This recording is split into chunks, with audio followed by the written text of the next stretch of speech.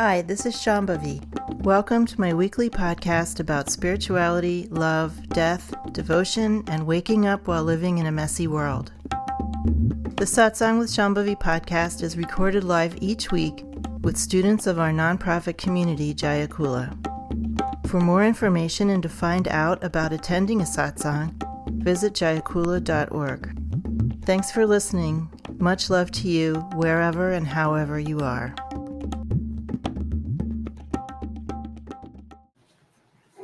So I actually have an announcement. This is mainly for long-term students, this announcement, or students who actually consider themselves to be working with me closely. So if you fall into either or both of those categories, this announcement is for you. We have, each of us, at least a couple of very long-standing patterns, habit patterns of body, energy, and mind that we probably are going to be working with our whole lives, or a lot of our lives. They're entrenched. We have patterns that are not so entrenched, medium entrenched, and then we have those sort of major ones that take a lifetime to excavate, even just a little bit sometimes. But when we're being practitioners and we consider this to be something that we're doing that's important to us, and we're doing it every day, and we're working with a teacher, we need to actually be learning how to discern those patterns in the fine grain of everyday life and be taking responsibility for them, or interrupting them, or not defending them. So what happens when you are expressing your very long-standing patterns?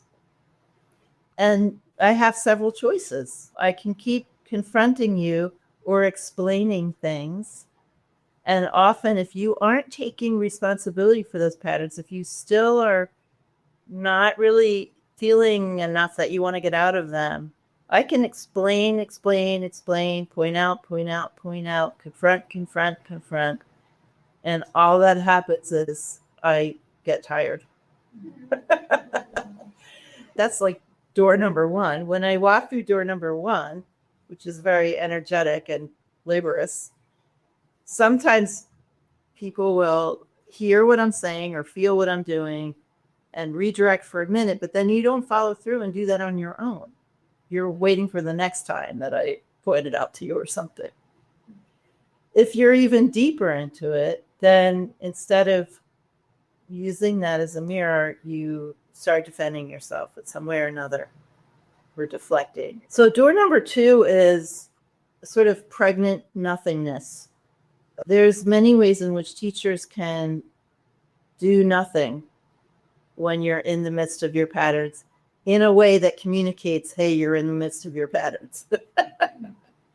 That could be anything from literally turning away to not responding as you're expecting, or to just saying something very casual and not really challenging at all. Those are the signals that a lot of you just miss. And I keep thinking, oh, I just won't say anything, but they'll know. And then a lot of times you don't know. So here's what I'm going to do. And I'm telling you in advance, for those of you that have been around for a while, again, this isn't for newbies. Here's what I'm going to do from now on as an experiment. When you're in the midst of these very long-standing patterns, and I want to do something or say something about it, or I want you to notice it, I'm going to say, interesting.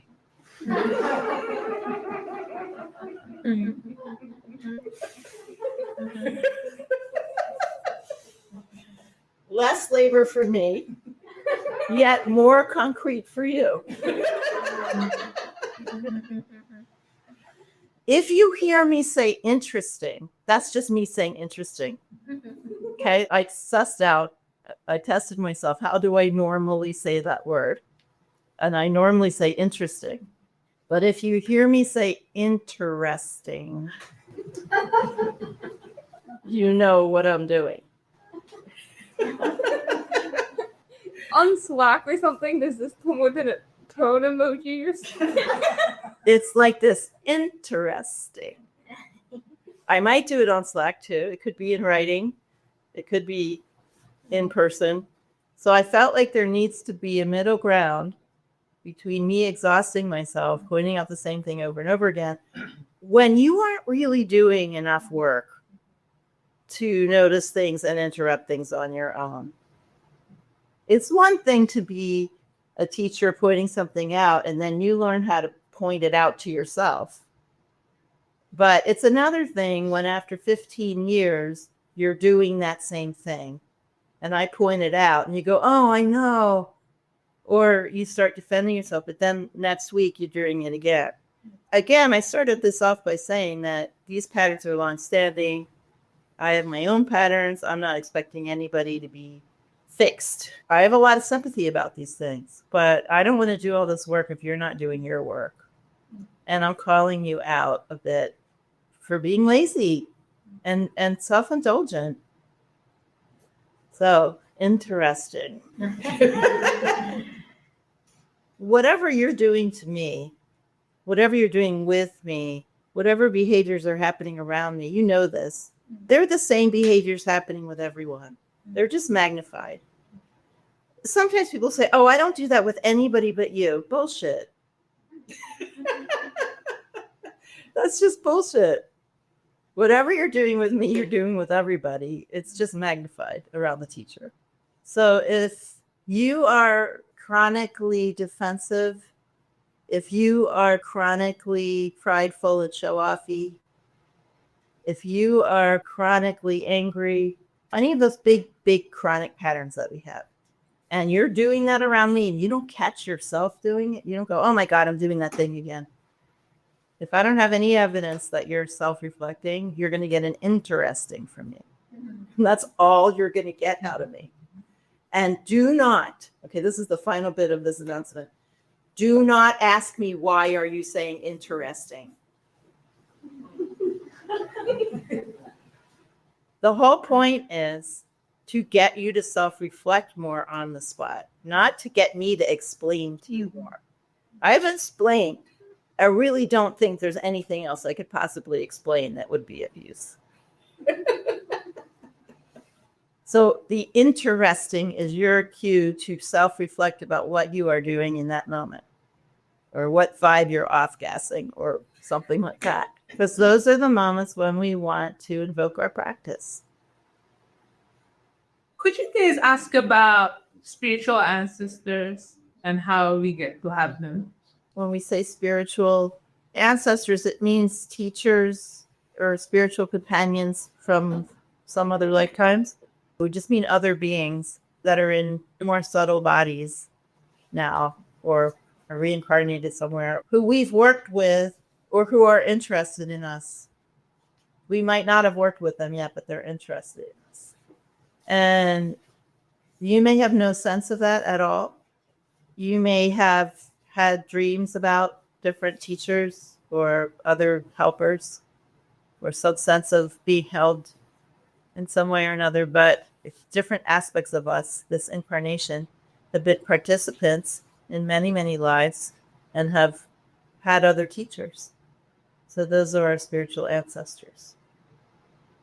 The Dzogchen folks love to say, and I don't know if this is one of those things that I always have been a little skeptical about, but they love to say that you wouldn't be in this kind of tradition, like a direct realization tradition, if you hadn't prepared in previous lifetimes. I don't know. Maybe that's true. Maybe it's not. Certainly the people that stick around are the people that are willing to entertain views of reality that are much less comforting than the views that might have had in other traditions. Maybe that's a kind of spiritual maturity. I don't know. But on the Dzogchen side only, you hear repeated very often that this is a mature tradition and that only people who have already practiced a lot in other lifetimes end up at these traditions. Is it possible to encounter beings that are in a more soul state that don't necessarily have our best interest? Totally. Beings in more subtle bodies are just like us. I mean, you can walk down the street and encounter someone that doesn't have your best interests in mind. Probably someone you're living with doesn't. I mean, beings are beings. And certainly there's many different kinds of subtle beings that have troubles or are troubled and could create problems for us and others. And, not having your best interest in mind doesn't mean that they're out to get you. Nobody's out to get anybody. People are just very limited in their ability to feel concern for others. So when lack of concern for others spirals into or narrows into actually harming other people in a direct way, it isn't actually harming you. I mean, you may get harmed, but they actually don't care about you. Their karmas are just running. And it could be anybody. It doesn't have to be you. If it wasn't you, it would be somebody else. One of the ways that we can begin to be relieved of our own suffering is when we begin to understand that harm is never really because of us or directed at us in any way that we should take personally. Because even if I'm being abused by somebody, if I left, they would find somebody else to abuse. It's not really about me. It's about that person. So it's still abuse and it still needs to be addressed, but it isn't the personalization and feeling personally victimized is something that we can usefully let go of. See, this is why these kinds of traditions are hard, because then what happens to revenge? One of the great pleasures of human life. What happens to punishment? What happens to being a victim, inhabiting that persona? If we understand that the people that are doing harm have a more radical lack of access to wisdom, and that they're just doing what they do, like almost like automatons in a sense. Just like when we have karmas, we aren't fully aware. They're driving us. We're not really driving them. And we have to develop the desire and the awareness before they go away. Well, when someone's doing great harm, they're just in a more intense condition like we are. So really, the implication of this is that there's no blame to go around. No one can be blamed. People can be sequestered. They can be prevented from doing more harm. We can go away from those people. We can do various practical things. But blaming people and calling people evil and inhuman and seeking revenge and all of those things that people have naturalized, if you're in this kind of tradition and you're really being in it, that's off the menu. That's, I think, one of the reasons this is considered to be a mature tradition. That's very liberating and resonates a lot. This idea of no blame. But how do you reconcile these patterns?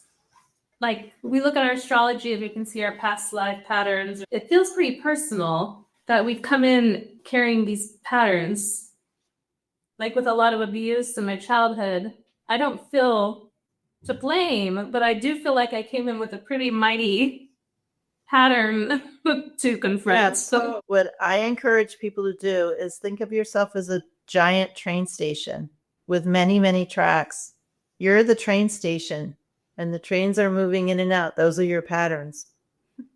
They come and they go. They're aspects of impermanence. The train station did not cause the train. The train came from somewhere else and just entered that station. And then eventually it's going to leave too, hopefully on time. So think of the trains as your karmic patterns, but you're the train station. First of all, we aren't coherent selves. We're not like a coherent package. We're more like a table in somebody's jumble sale, a yard sale with a bunch of crap thrown on the table. It came from lots of different places. When you do a lot of practice, if you should ever choose to do that, eventually you start having very, very random memories of other lives that you don't even know where they came from, or whether it was past or future or sideways or whatever. But you begin to realize that you are made up of an uncountable number of lives. You inherited these patterns, and some are stronger and some are weaker, but Now they're in your station, so you have to do something about it. But that's actually an opportunity to free others from those patterns. If you help to resolve your own karmas, that means they're not going to go bother somebody else. There's not a story of this caused that and this caused the other. We don't know. We don't know where these patterns come from. They're just part of the narrative effulgence of this reality. This reality is telling all these stories, spewing them out like crazy. And we're just a bundle of those narratives. And there's another narrative that says we're going to try to wake up and free ourselves from these patterns. That's just another story. In the going along with accepting that there is no blame to go around, where does the idea of wanting someone to be responsible for the harm that they've done or asking for accountability for the harm that they've done fit into that? What does being responsible mean to you? What would that look like? At some level, it would be a person, if it was a non-tantric person who's not in this view, basically saying, I recognize I did you harm, and apologizing and trying to in some way rectify or some way undo or seek some kind of work on social justice way of trying to manage the harm that they've done. Well, whether we're in this kind of tradition or not, if we're trying to be more loving and kind toward others for whatever reason we have, wherever we are on that path and however adept or non-adept we are at that, then we are being on the main storyline, which is that we would be less ignorant of our real nature and be more like God.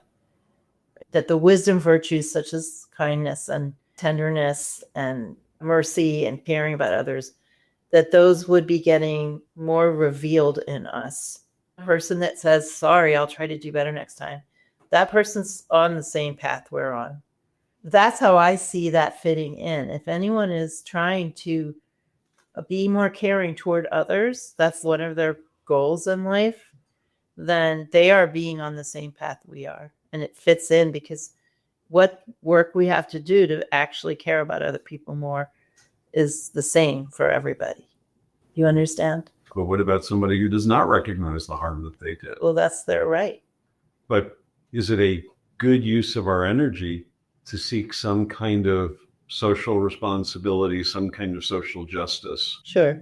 But justice without actual caring for each other is always in danger of reverting to injustice. We could be as just as anyone could be and not care about each other. The world would be less horrible, but not fundamentally changed. Satsang with Shambhavi is produced by Jaya Kula, a nonprofit community offering opportunities to learn and practice in the direct realization traditions of Trika Shaivism and Dzogchen.